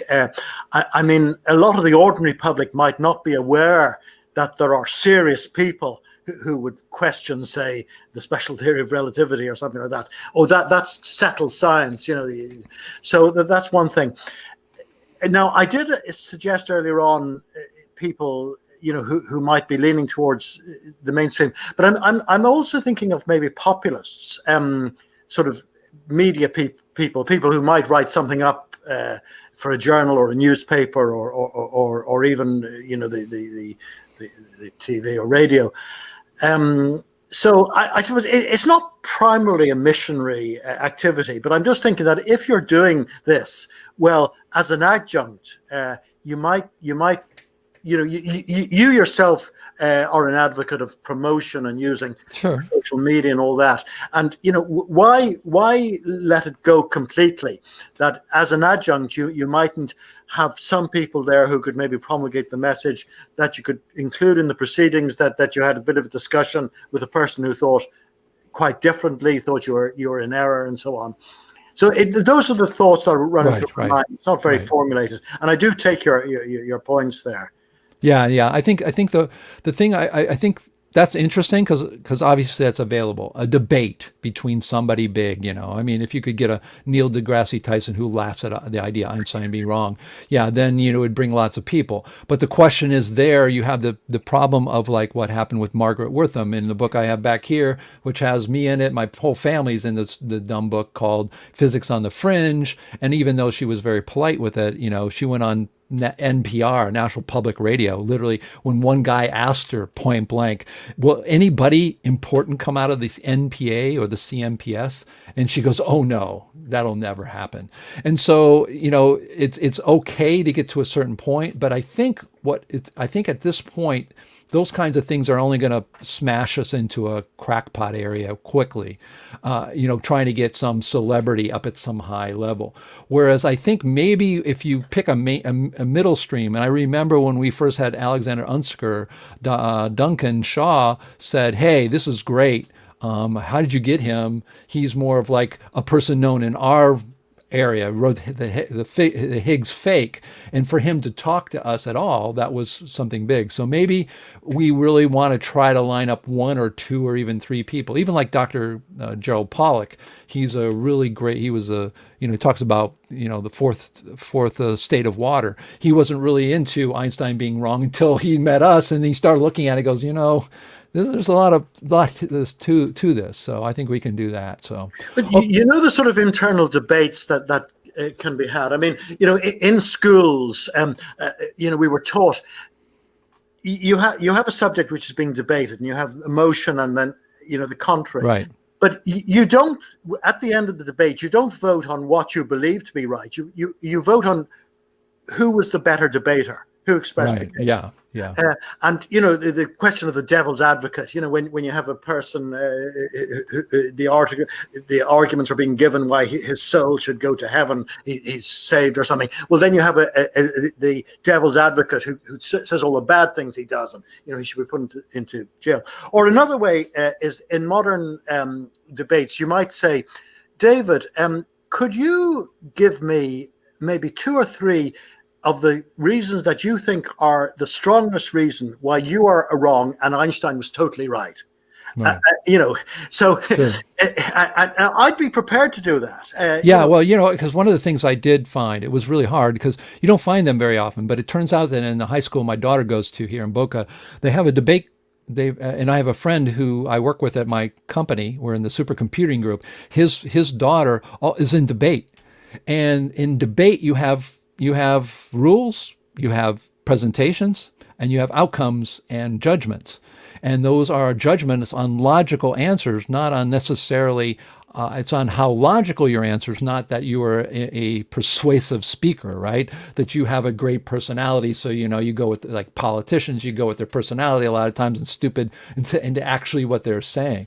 So one of my thoughts was, if we could get a person who pay him, who's a debate judge, and say we're going to have, and then get a person who's for special relativity and one's against special relativity, and have them prepare real debate arguments, and then have them debate, and then have either one person or even a panel of people who are schooled in debate, who have no skin in the game. They don't care if special relativity is right or wrong.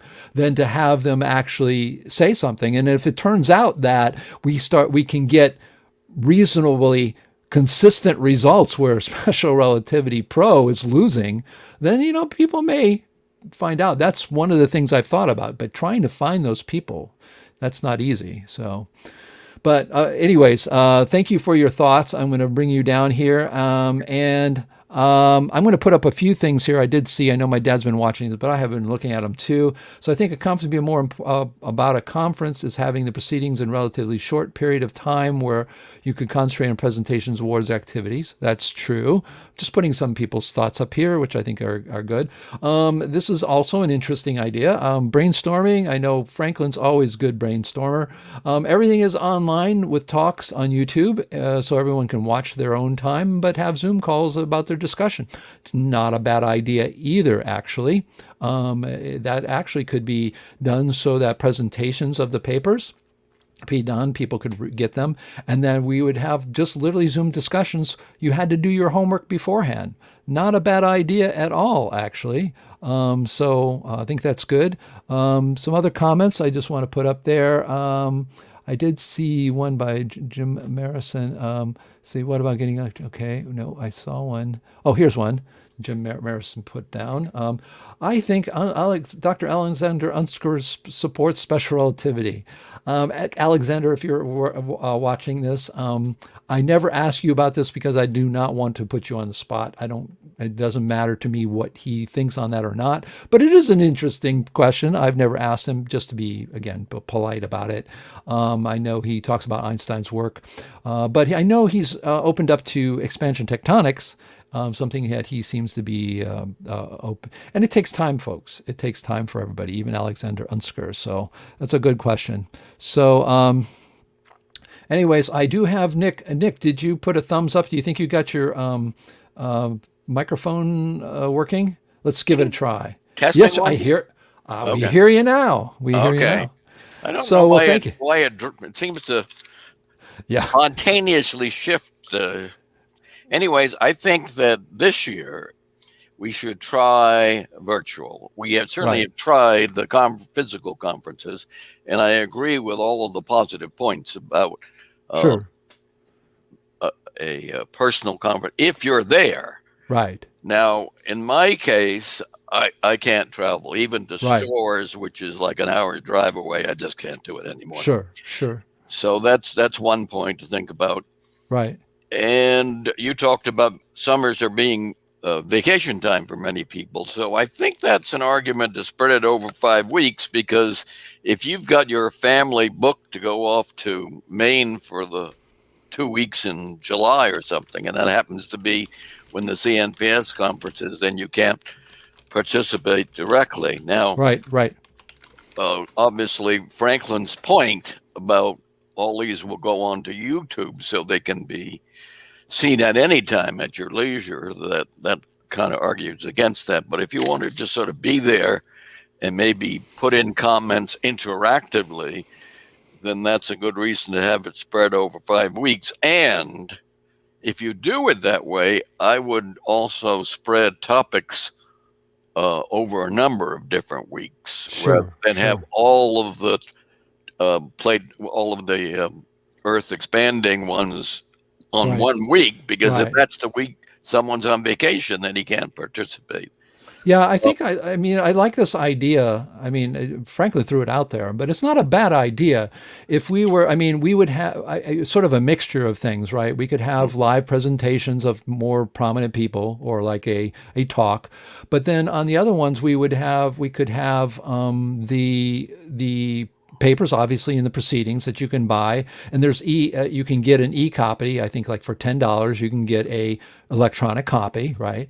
And so people can read them ahead of time. If the person wants to do a presentation, that presentation will be available ahead of time, and then designate a Zoom talk where you can up to 40, 50 people come in. Just moderate it and let people, maybe the author talk a few points about it in the beginning, and then have a discussion about it. That may work out. I mean, I sort of like that idea. Yes, and just one final point that came to mind when you were talking with Ian was that, personally, based on experience, I think that getting professional media people to come would be the worst thing you can do, because I think they don't understand the logic. They just accept what's currently Sure, of accepted course, by of course. mainstream. So Yeah. that's my final vote. Okay. All right. Well, that's good. Thank you very much. And okay, I'll bring you down then. Thank you very much. And if you're in the green room and want to shake your hand and want to say something, that would be great. Get Torrance Howard here. He's a famous. I don't know who he is. I know there are some famous people out there who have dissident tendencies, and I've actually tried to contact some of them. I know the guy who made us. What is it? It's the one that was. Gosh darn it! It was one of the first protectors of PCs, Symantec, I think it was. I can't remember, but he's a multi-millionaire, and I knew he had actually dissident ties, and I actually got a hold of him, and he didn't really want to do anything, but I tried. I mean, that would have been a big person, had a lot of okay. Terrence thinks, okay, well, I will look that person up. All right. So if you do have a person, let Terrence Howard. I will. I have no problem. I have contacted big people before. I've dealt with big people. Google Terrence, David. Google Terrence. Okay, I'll do that, and or send me an email to david@naturalphilosophy.org or david@dissonantscience.org or david@thehilster.com. Any of those go to me, but that would be very interesting. Okay, so somebody in the green room, I think, was waving a hand, perhaps. I don't know. I thought I saw. As I see, Mr. Allen, Mr. Marison is there, Ian is there, but yeah, somebody asked some other questions about the film. So yeah, you can go the Einstein Wrong film. It's really worth watching. The reason it costs $3 for rental or $10 for buying it is because it keeps it on the platform. Basically, the platform costs about $200 a year, so the money that comes into the film basically pays for having that platform. And we did have investors in that film. That film cost about $150,000 to do. I put most of it was a lot of my money, but other people. So, that's something you want to do. Take a look at it. It's really worth watching. It's a great story, great music. So it's very entertaining. It's not like a dry film. So no problem with answering that question. But I think the other thing is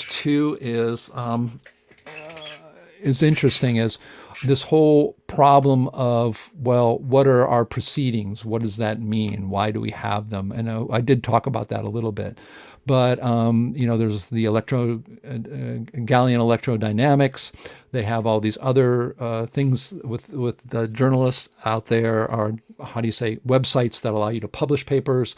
Well, it turns out, again, that we have an audience and our ideas to grow this. I've heard many, many times people who find us and who know about the channels like Dissident Science channel, my subscribers, people with the CNPS. You hear constantly, why don't we have thousands of people here? Because it is really, really very unique. And we're very open to new ideas. And it's true. In my opinion, we can continue to grow if we continually come up with new ideas, new ways of doing what we're doing. And this conference, I think, is something that is a chance for us to get even more word out there. Terrence speaks about the flower of life, so do I. I flower life in DNA. Okay, well, that's interesting, very interesting. We're not so much an overall life. I know one of the things with the electric universe is the people talk about how the electric universe is a philosophical or an emotional or a way of living, almost sort of like the lifestyle of the electric universe. I've noticed, in fact, they have a painting that is modeled after the famous painting. I think it's I can't remember who did it, Raphael or somebody. The painting of Socrates and Aristotle, and they're all standing in this Parthenon thing. They've got all the electric universe people. It's pretty funky, but I mean, they're all there. It's sort of like more of a lifestyle than it is. We are pretty much trying to keep the science, models, mathematics, philosophy, logic. So we're not so much into the lifestyle. I eat whole plant-based diet, reverse my heart disease. That's interesting, but we don't really talk about that kind of stuff here. And one of the reasons I say this again, for those watching the channel, why don't we do like UFO stuff, or why don't we do conspiracy kind of things? The 9/11. We actually had a paper submitted to us once about 9/11, and the question I had for them was, if I take away the 9/11 part, what's the physics part? What do we have left? Is there something there, or is it really based on the idea that this was caused by this and not something like this? And they said, no, I couldn't take that out. So we don't do that. And the reason is when you're fighting the reality of there's no physical model for light, there's no physical model for gravity, there's no physical model for magnetism, there's no physical model for electric fields, there's no physical model even for electronic circuits. We call them, current is holes moving the opposite direction of electrons. I mean, we have a lot on our plate already. The Big Bang's wrong. Plate tectonics is wrong. Let's concentrate on those big guys, and then once we get those so that we're actually solving some problems, maybe we then could, let's see, what address of site to submit the papers? Good question. I will put up an email here. I don't think I have an email, but I'll put an email here. You can just do this. The simple one is contact philosophy.org. There we go. So you can just send it to contact@naturalphilosophy.org. That will work. We have a lot of them. I probably even have one at the conference and stuff. But you just need to send me, or you can even send me a mail at david@thehilster.com. Doesn't matter. These all go to me, And if you are interested, just send us an email and say, I have a paper, and we'll go from there. We will contact you.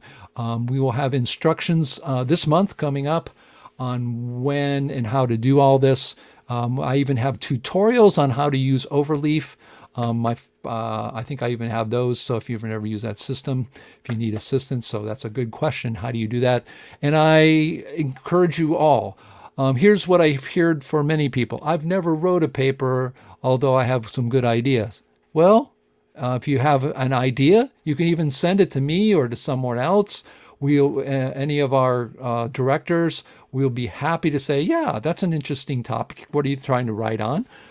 Go give it a whirl, and we can even help guide you on that. But so that's really sort of something that you may consider, that you've never written ever anything, but you have a lot of ideas, or you have a new model out there, or you have a new idea that you've been toying with and you don't know. This is the place to put that out there. One of the things that people do in papers oftentimes is to write down something that they have an idea, and they go, well, I'd like to write this and see what other people's idea is. So you can write a paper, and I'm really liking the idea of people as having the deadline, putting all the papers, and each person who does a paper can make a presentation if they so choose to, and have that recorded, which then you can watch ahead of time. And then for our conference time, we literally get together and do papers and talk about them in a more colloquial way.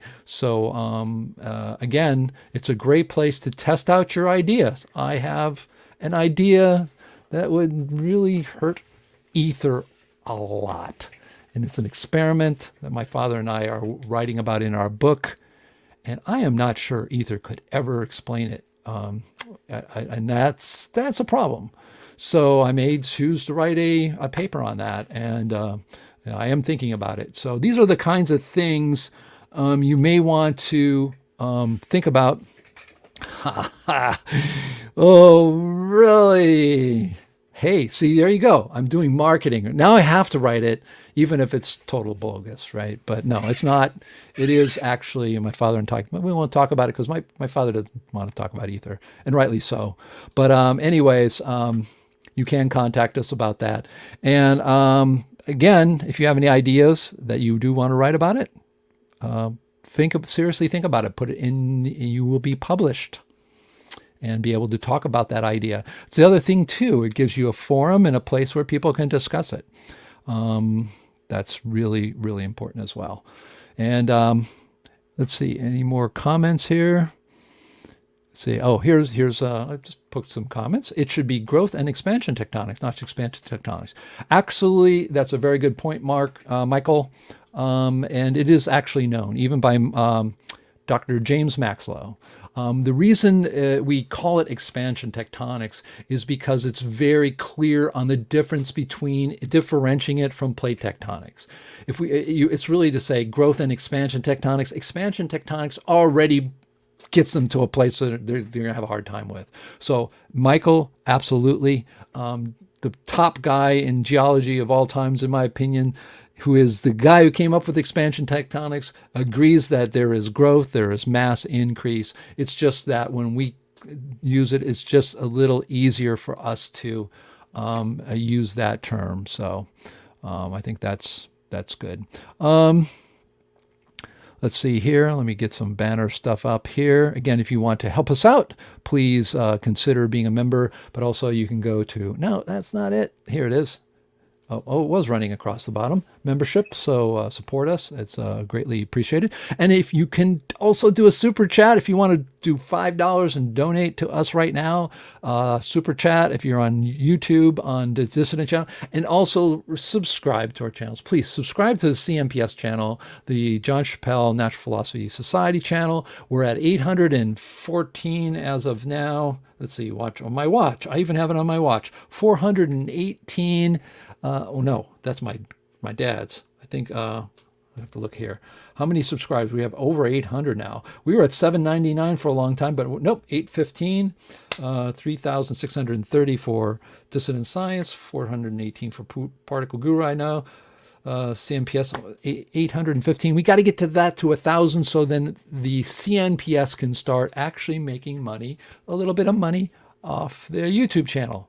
I've made some hundreds of dollars on my Dissident Science chat. It really just goes back into all the stuff we do, because to make a hat like this costs money. So it's not. It's really just supporting the cause. So you can do a super chat if you can. If you do a super chat, we see it show up here, and we'll definitely read your chat on air. So please think about that. And here's somebody. I'm just going to go through some of these because we have a few more minutes left. Here's an interesting one. Expansion tectonics. I have yet to read an easy to understand explanation of why subduction is a flawed idea.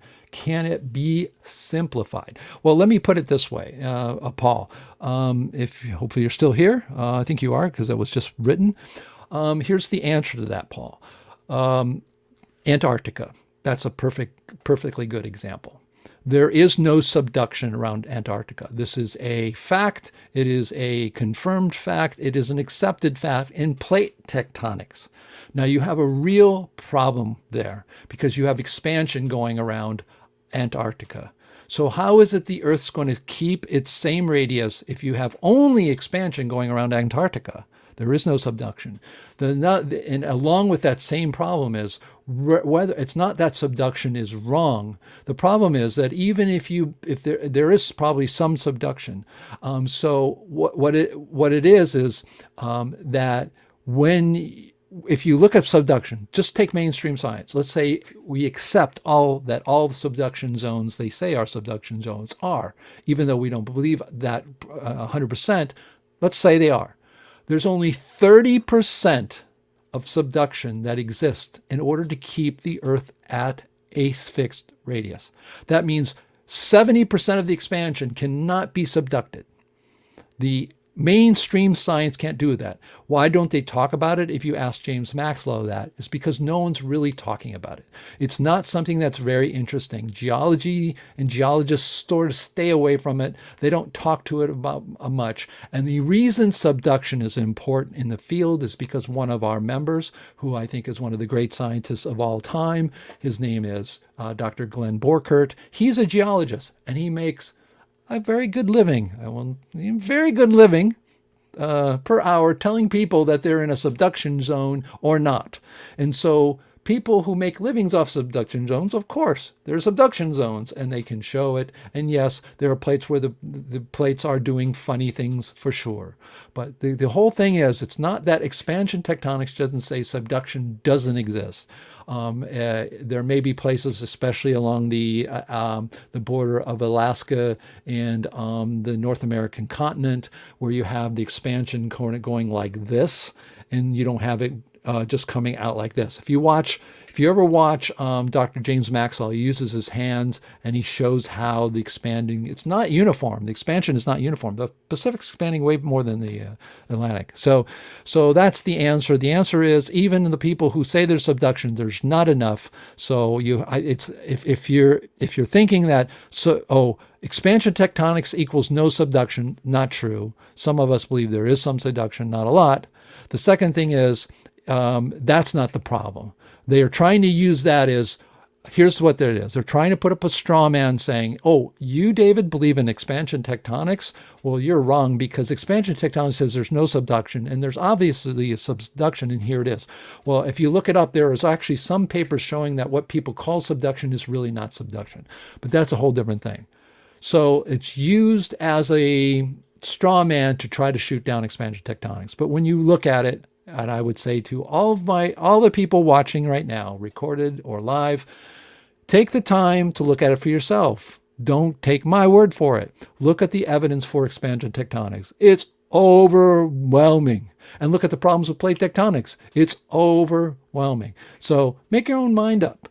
I'm going to tell you, if you have a logical mind, open mind, and you really do what Aristotle says, and that is to entertain a question or idea without accepting it, but still entertain it, you're going to come to that conclusion. It's really hard not to. So,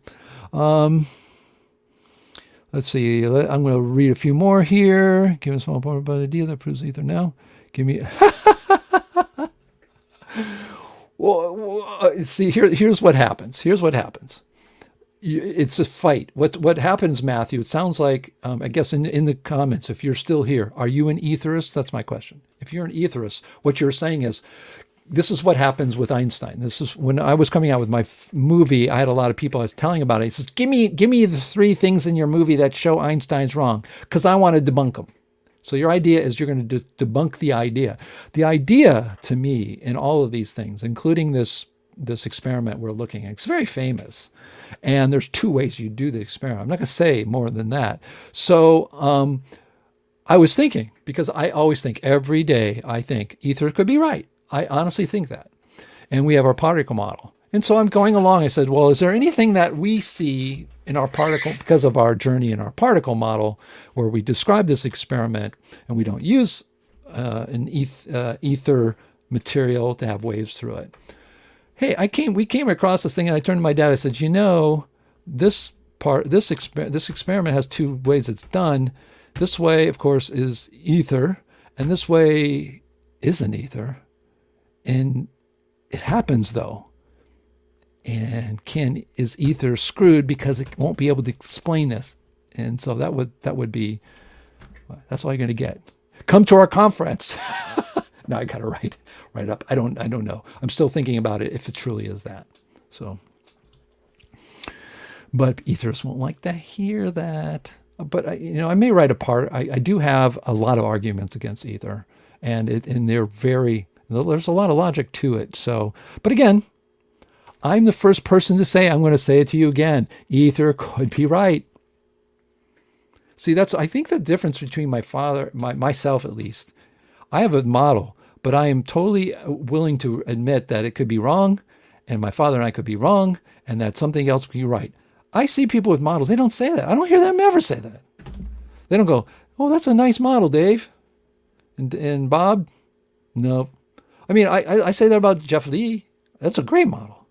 I've said that about other people's models. I like Dr. Lucas's work. This is the attitude we should have, folks. And if you don't have it, guess what? Everything you think you're going to pin your emotional life on is going to fall in front of your face.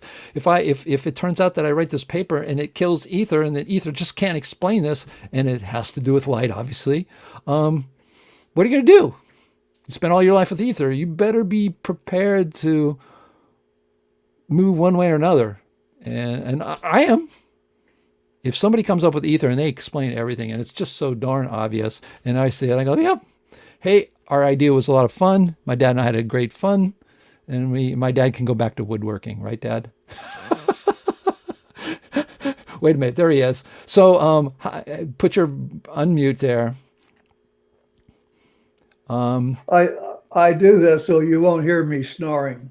Yeah, I can understand that. But before we go, we're going to have people email you as well. We'll be setting up. You're going to be willing to be the book boss again. I'll be helping out, obviously. Yeah. So my dad is available, and if you need help of putting per pages in, he's a busy guy. He can help, but we don't do that for free. But he can help you. We do charge per page for people who need to put it in their format. And the reason we do that is to make it work. But it's pretty easy to learn, right, Dad? I mean, how old are you now? 81. Yeah, it took me only 5 years to learn it. Get out of here. Thanks. Wait a minute. This is okay, folks. My dad, he's if you think he's got Alzheimer's, all that's a bunch of baloney. His mind is sharp as a tack. He's eating healthy and all that stuff. Walks every day.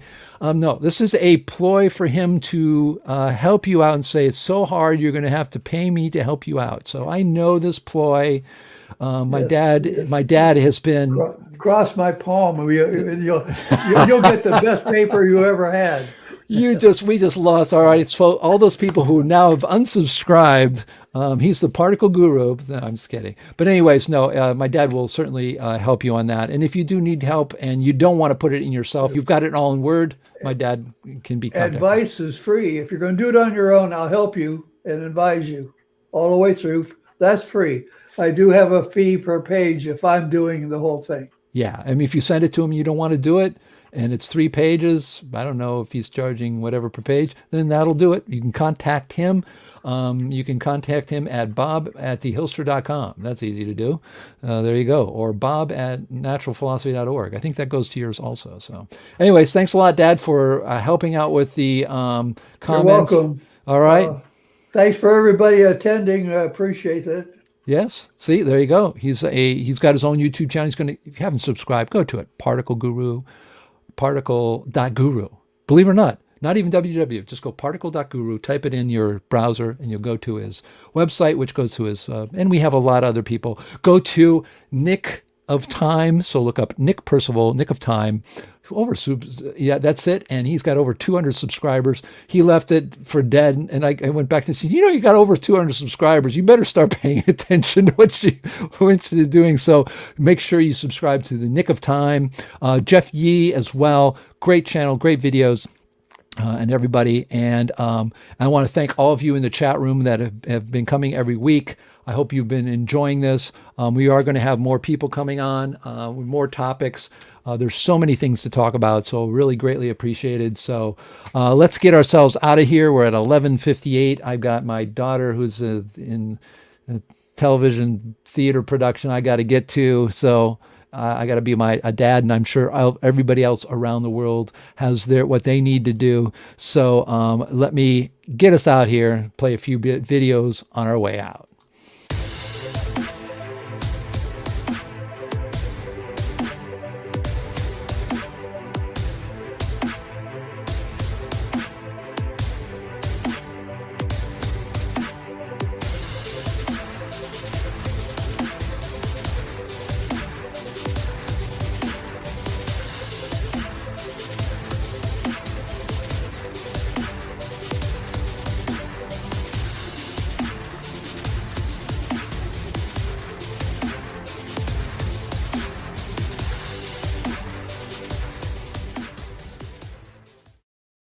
Going on our way out, folks.